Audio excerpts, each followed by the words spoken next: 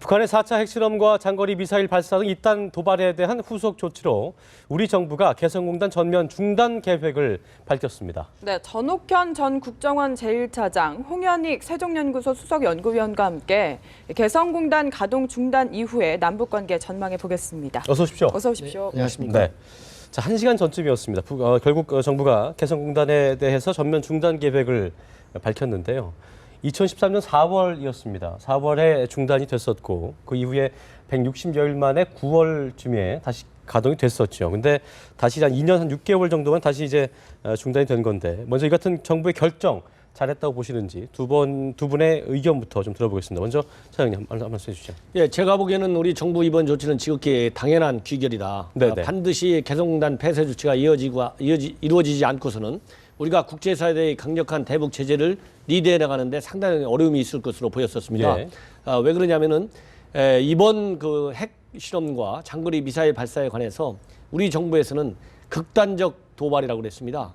그래서 이게 뼈아픈 그런 대가를 치르도록 하겠다. 그리고 혹독한 대가를 치르겠다고 해가지고 예. 과거에 상응한 대가를 치르겠다고 한 것보다도 이 발언의 수위를 한층 더 높였거든요. 그렇다고 본다면 우리 수중에서 북한에게 대해서 제재를 할 수 있는 것 중에 가장 뼈아픈 혹독한 대가 중에 하나가 바로 개성공단 폐쇄 조치입니다.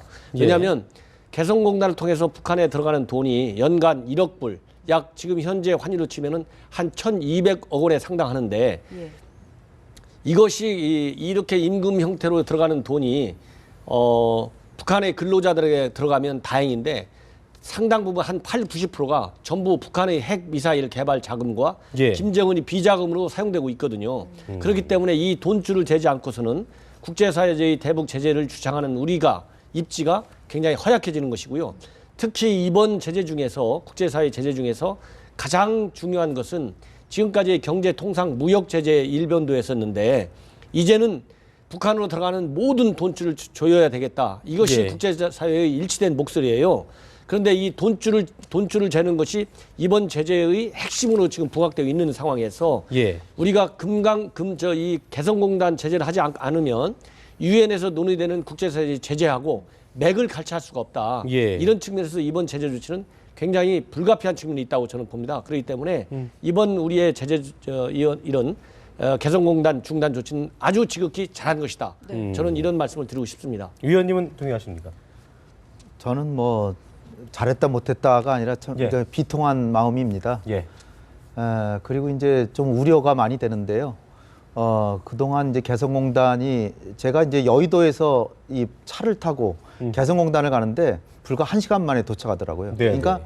개성공단이라는 지역은 남북한 간에 북한의 사실상 그 남침 전진기지인 장소에 거기를 남북 간의 평화와 상생의 장으로 만든 평화통일의 모범단지 역할을 해왔는데 예, 예.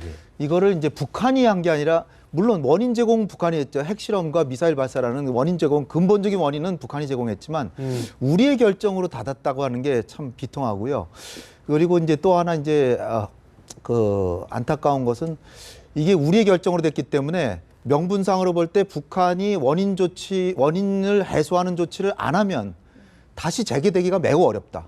이런 측면이고요. 그리고 이게 국가안보 측면에서 볼 때 지금까지는 남북 간에 뭐 이를테면 북한이 뭐 갖은 도발, 뭐 천안함 폭침, 또 연평도 포격, 뭐 미사일 발사, 핵실험 이런 거에도 개성공단이 돌아감으로써 국제사회에서 그래도 한국에서는 그래도 평화가 있구나. 남북한 간에 그래도 대화도 되고 개성공단을 보니까 뭔가 협력이 되고 한국이 투자할 만한 곳이다. 이렇게 생각이 들었는데 이제 이거를 이제 중단하게 되면 이 해외 자본이 혹시 움직이지 않을까 이런 걱정부터 시작해서 금융시장의 불안, 국가 신인도 제가 볼 때는 지금 정부가 시급히 해야 될 건 무디스나 스탠다드 앤 푸어스 이런 데다 잘 설명을 해서 이것이 한반도의 투자 상황을 악화시키는 것은 아니라는 걸 어떻게든지 해명을 해야 되고요.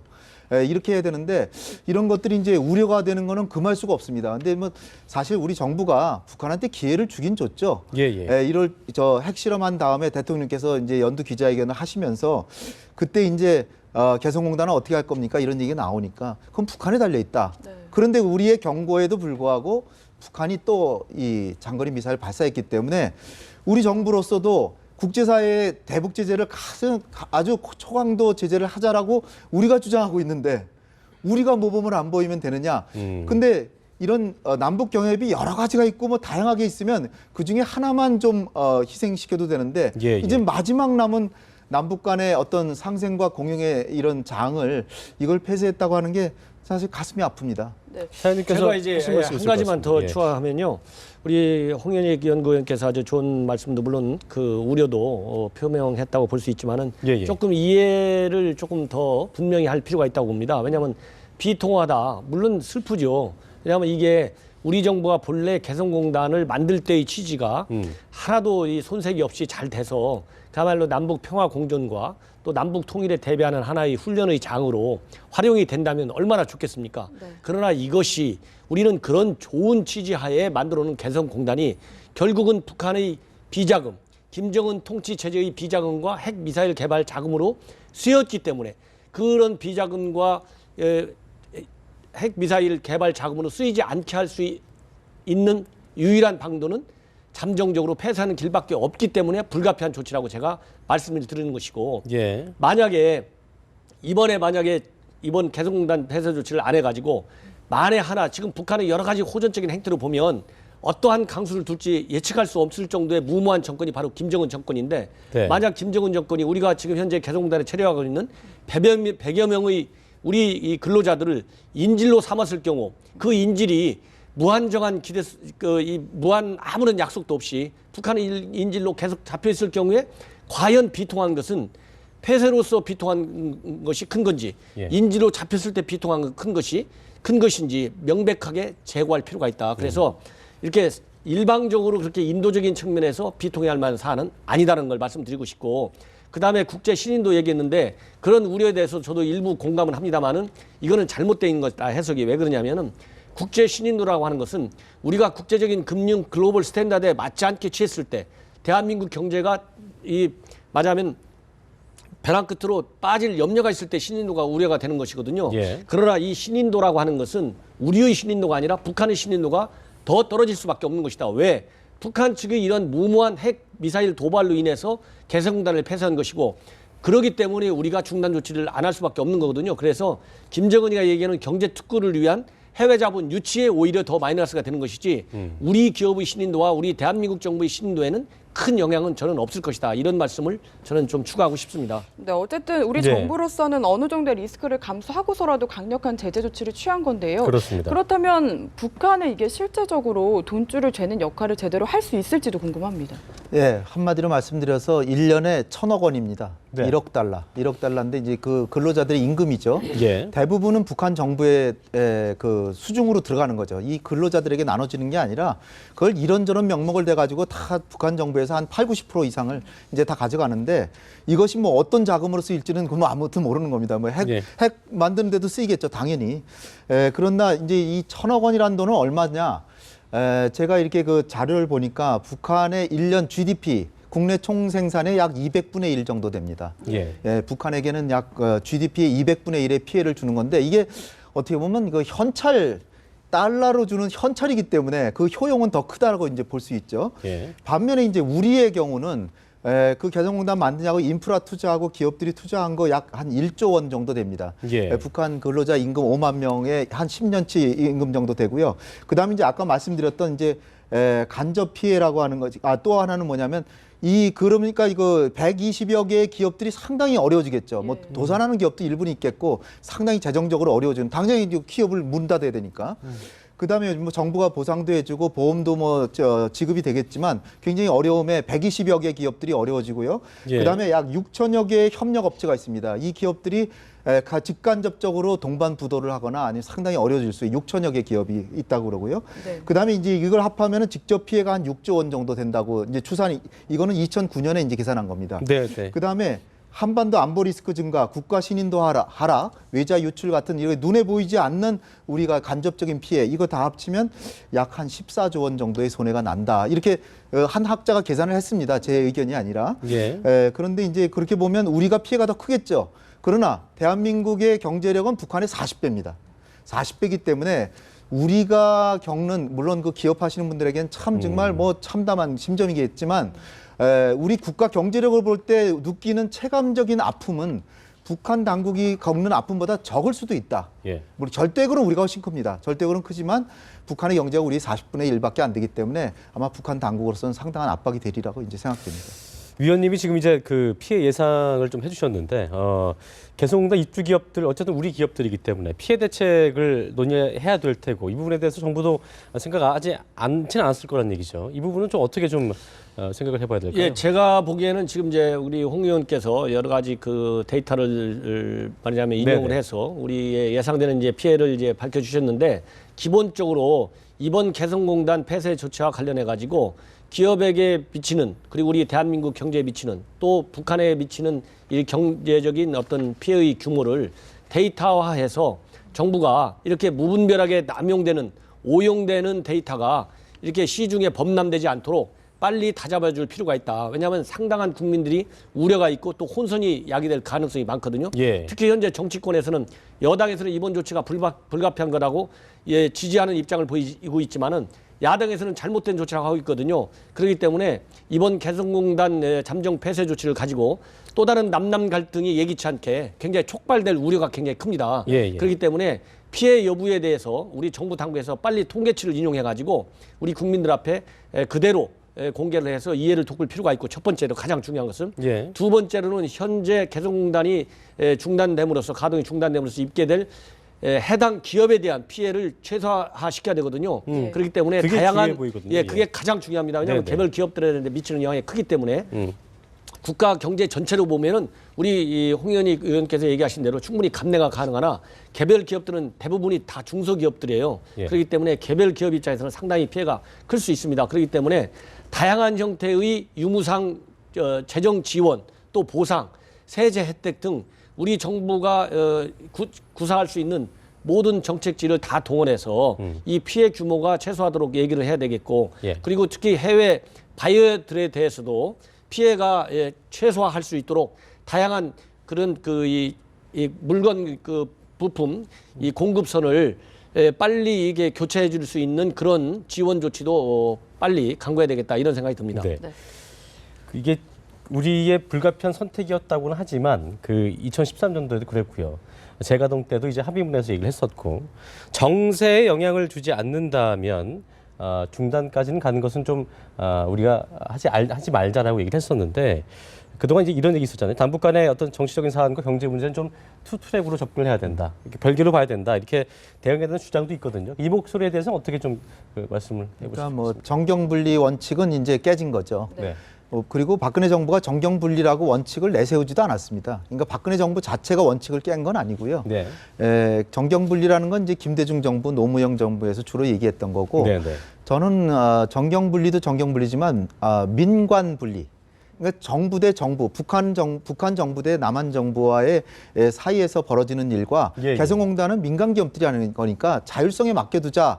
그리고 그들이 위험하면 스스로 철수하게 하고 그렇게 했으면 좋겠다라는 이제 생각을 해왔는데 그러나 정부로서는 북한 핵실험하니까 당장에 이분들을 인질로 잡을 수도 있기 때문에 이들의 신변 안전 차원에서 이제 고려하다가 이번에는 사실상 대북 보복 조치로 이제 한 거거든요. 근데 이제 제가 아까 말씀드렸지만 제가 우려하는 거는 과연 이게 재개되는 수순을 어떻게 할 것이냐. 물론 지금 중단했는데 재개하는 거 생각하는 건 사실 어떻게 뭐 합리적이지 않을지 모르지만 네네. 그런 게 이제 좀 걱정이 되고요. 재개가 되려면 많은 시간이 필요하겠다. 이런 생각이 들고요.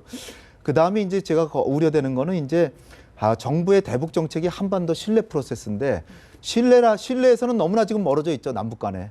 그리고 이제 그 신뢰가 이제 안 되니까 그 대박 통일론이라는 걸 또 우리 정부에서 내놨잖아요. 예, 예. 근데 대박 통일이 되려면 제가 생각하기로는 대박 통일이 되기 위해서는 남북 간의 협상과 그리고 관계 정상화하고 개성공단 같은 거 오히려 더 느려서 서로 호혜적인 협력을 하다가 경제 공동체를 만들어서 통일이 되면 대박 통일이 분명히 됩니다. 근데 다른 형태의 통일, 전쟁을 통한다 그러면 이건 재앙이고요. 북한이 갑자기 이렇게 우리의 압박과 세계적인 압박으로 해서 갑자기 붕괴했다. 이것도 대박이 되긴 매우 어렵다. 왜냐하면 이 통일병이 수천조에 달한다는 통계도 나온 바가 있거든요. 이명박 정부 때 KDI에서 산출한 바에 의하면 2,000조가 넘는 돈이 30년 동안에 든다. 이런 통계도 있기 때문에 예. 북한이 갑자기 붕괴되면 감성적으로는 매우 좋고 저라도 태극기 들고 나와서 만세 부르겠지만 예. 그러나 그 뒷감당, 그 재정적인 부담은 어마어마할 수 있기 때문에 대박 통일이 되려면 북한을 계속적으로 통제하고 관리해가지고 평화적으로 정상화하고 경제협력을 해야 되는데 지금 여기서 이게 중단이 됐기 때문에 과연 대박 통일의 길은 어떻게 되나 이런 걱정이 된다는 거죠. 그렇기 네. 때문에 정부가 한반도 신뢰 프로세스나 대박 통일론 또는 통일 대박론 이걸 다시 재검토해야 될 지금 입장이 있고요. 지금 사드도 배치된다 그러는데 사드인데 중국이 격렬하게 반대하고 러시아도 반대하잖아요. 그러면 동북아 평화협력 구상도 사실상 쉽지 않게 됐다. 네. 또 유라시아 이니시어티브도 러시아 협력이 필요한데 러시아가 강력히 반발하고 있는데 사드가 배치되면 유라시아 이니시어티브도 어렵게 됐다. 그러면 정부의 대외 전략 기조인 세 가지가 다 지금 흔들리고 있는데 다시 한번 이 전략 기조를 다잡아야 되는 시점이 아니냐. 긴급하게 국가안전보장회의를 하고 그러면은 거기서 논의해야 될 거는 단순히 북한에 대한 조치뿐 아니라 네. 대외 전략 기조 자체도 다시 한번 재점검해야 되지 않을까 이렇게 생각합니다. 네. 개성공단이 전면 중단된 상태입니다.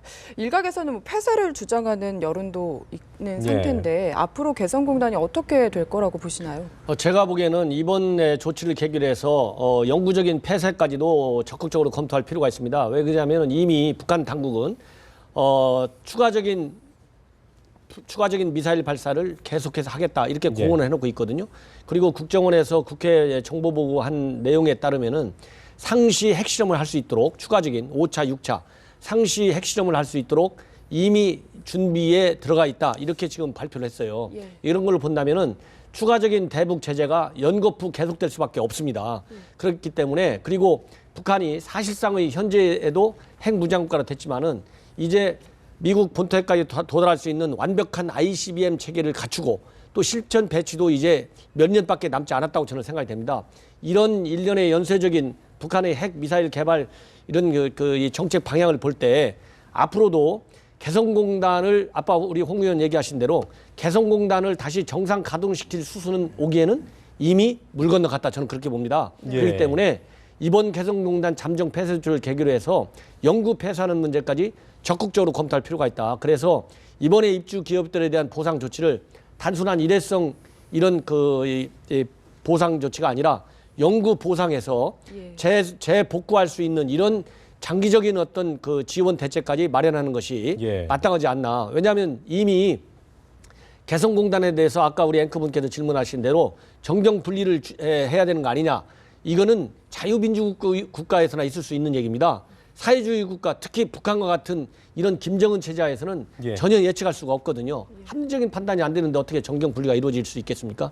이미 북한은 개성공단에 대한 북한 근로자 철수 조치를 먼저 단행한 적이 있지 않습니까? 예. 이런 우려 때문에도 이번에 우리의 잠정 폐쇄 조치는 불가피한 측면이 있거든요. 그래서 이런 차제에 많은 아픔이 따르겠지만은 영구 폐쇄 문제까지 적극 검토할 필요가 있다고 저는 봅니다. 네. 예. 그래도 정부가 폐쇄까지 언급을 안 하고 예. 또 재가동 조건도 내걸긴 했거든요. 그게 북한이 핵 우려를 해소해야 한다 이겁니다.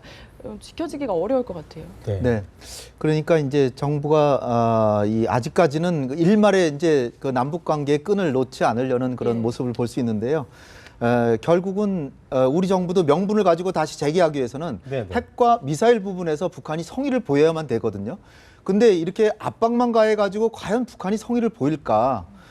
이를테면 우리가 뭐 사드 배치하는데 중국이 미국한테는 항의를 좀 덜하면서 우리한테는 강력히 항의하는 것처럼 예, 예. 우리 정부 혼자의 힘으로 북한이 지금의 핵과 미사일에 대한 태도를 바꾸긴 쉽지 않습니다. 네. 또 한미일 3국이 협력해서 강력한 제재를 해봐야 북한의 대외교육의 90%가 중국이기 때문에 중국이 적극적으로 북한에 제재를 해서 같이 동참해서 적극적인 압박을 가하지 않는 이상 북한이 태도를 바꾸기는 쉽지 않을 것 같아요. 그러니까 우리 정부가 지금 신속하게 현상 판단을 해야 될 거는 우리가 이런 정책을 하면 중국도 적극적으로 대북 제재에 가담할 것인지 예.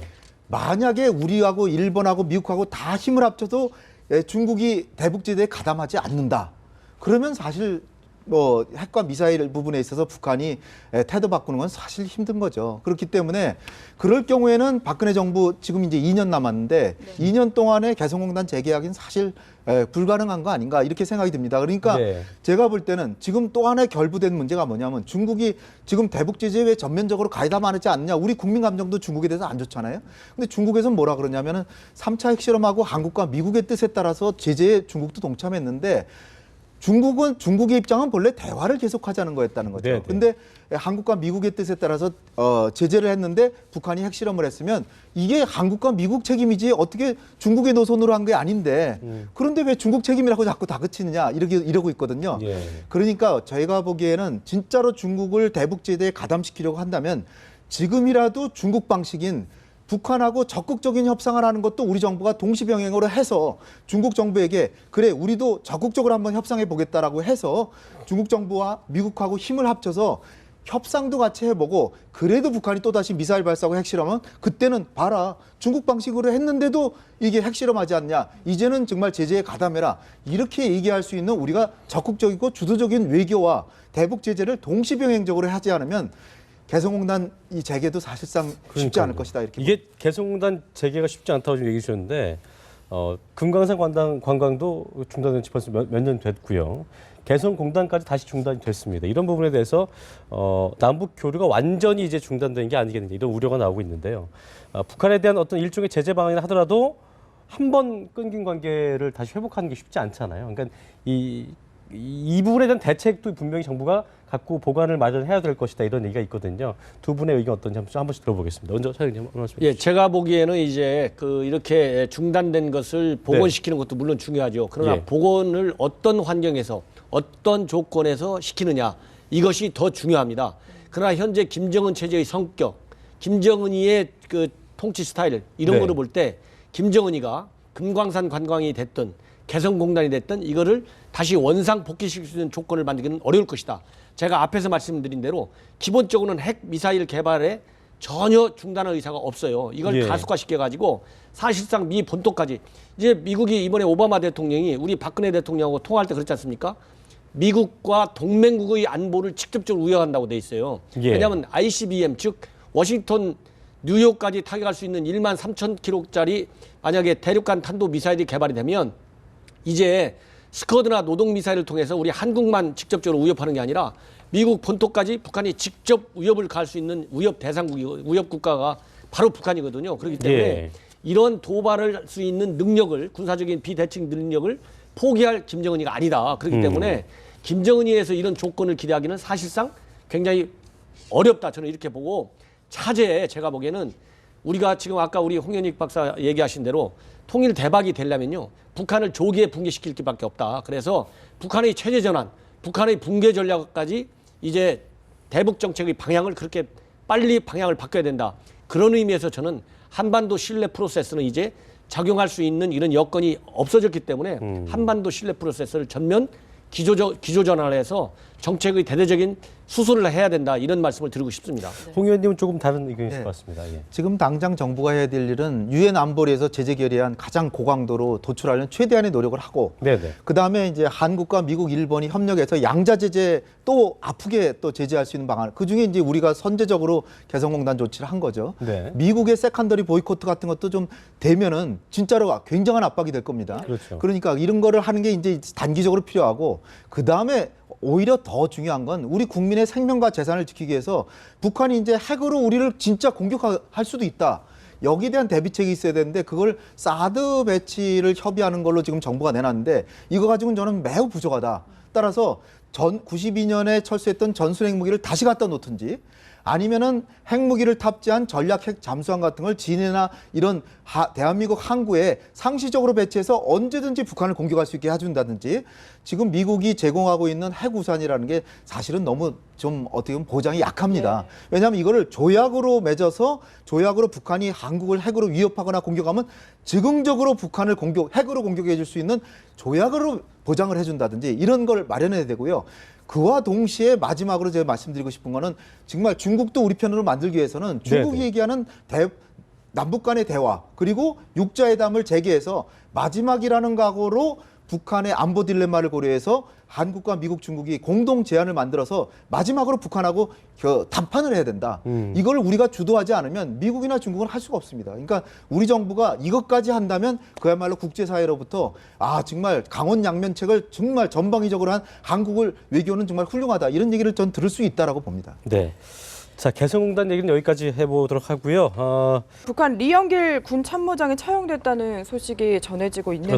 그렇습니다. 예. 이게 군 참모장이면은 우리로 따지면 합참의장이라고 하더라고요. 예. 예, 이제 우리를 따지면 합참의장이니까 얼마나 막강한 지휘 아니겠습니까? 북한에서도 총정치국장이 서열 1번, 인민무력부장이 서열 2번, 3번이 총참모장입니다. 이 이영길 참모장을 지도도 새도 모르게 한 달 전에 이제 처형했다는 얘기인데 네. 그만큼 북한의 공포 정치가 우리가 여기서 말로만 하는 공포 정치가 아니라 실제로 현장에서 이루어지는 공포 정치다. 즉 단순한 뭐 이렇게 처형이라든가 지방 유배가 아니라 아주 사형시키는 거거든요. 그렇기 예. 때문에 바로 저런 면 때문에 북한 김정은이와 그 측근들을 국제형사재판소에 세워야 된다는 유엔 안보리와 유엔 총회의 결의가 있게 된 겁니다. 네. 그래서 저런 것만 보더라도 우리 현재 국회에서 낮잠을 자고 있는 북한 인권법을 빨리 제정을 해야 된다고 하는 것을 우리 특히 야당 당국자들이 명확히 인식해야 되겠다 이런 말씀을 드리고 싶고 예.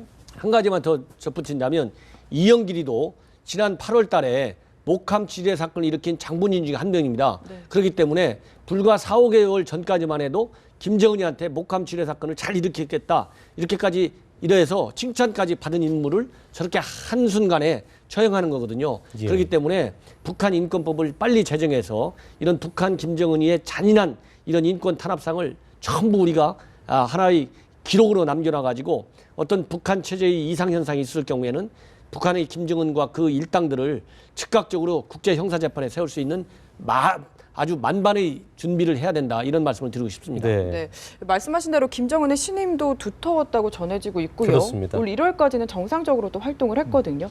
이 리영길은 어떤 인물입니까? 리영길은 본래 이제 야전군 사령관 출신으로 예, 예. 평양에서는 널리 알려진 사람이 아닌데 김정은이가 여기저기 많이 다니잖아요. 다니다가 현장에서 즉석으로 발탁해가지고 군단장 하던 사람을 데려다가 이제 작전국장을 시킨 작전국장이란 건 그야말로 우리로 치면은 합참의 작전본부장 뭐 이런 격입니다. 그러니까 전쟁이 났을 때 직접 작전을 지휘하는 이 사람이 작전국장인데 그러니까 북한군 서열로 5위 안에 들어가는 사람이죠. 그렇게 왔다가 김정은의 총애를 받아서 총참모장이 됐는데 이 총참모장이라고 하는 지위라는 거는 사실은 인민무력부장보다 더 서열이 높았어요. 그전 김정일 시대만 해도 정치국장 다음에 예. 그 다음에 총참모장, 그 다음에 인민무력부장 이렇게 돼 있었는데 어느새 인민무력부장이 앞으로 갔단 말이에요. 그래서 리영길이 저 별로 힘을 못 쓰나 보다. 저는 속으로는 이제 그런 생각도 해봤는데 이렇게 전격적으로 처형했다고 하는 거는 아무래도 지금 김정은이가 하는 정책을 보면 선군 정치, 자기 아버지는 선군 정치 했잖아요. 근데 김정은이는 군에서 당 또 내각으로 이 경제의 주체를 바꾸고 있습니다. 그러니까 북한 군 내부에서는 상당히 지금 불만이 팽배해 있는 거예요.